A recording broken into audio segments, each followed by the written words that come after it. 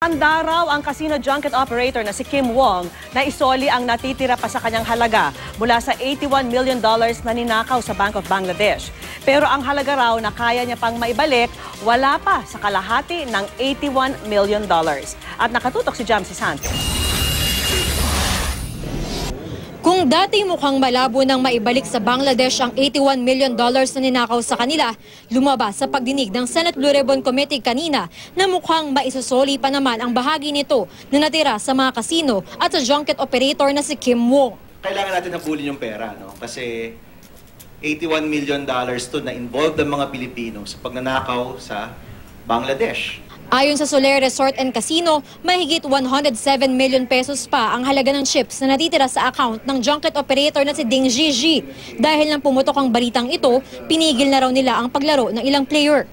Nagkumpiska din daw ang Soler ng mahigit 1 milyong pisong cash mula sa kwarto nila Ding. We have frozen the account and we're waiting for a proper court order on how they will be disposed of. Handa naman daw si Wong na magbalik ng $4.63 million at 40 million pesos na natira mula sa 550 million pesos na inilaro sa Midas Casino ng kasamang operator na si Gao Shua. Natalo raw kasi ang 510 million pesos na nilaro kaya malabo na itong mabawi. Diyan po nakatago sa dyan. Anytime gusto nyo kunin $4.63 po. Million US.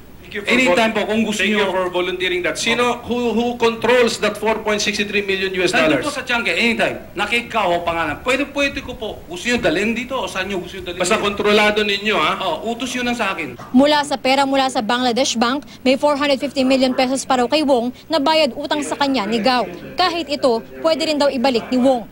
Kung yun, sinabi di ba na nakaw, ibabalik ko po yun.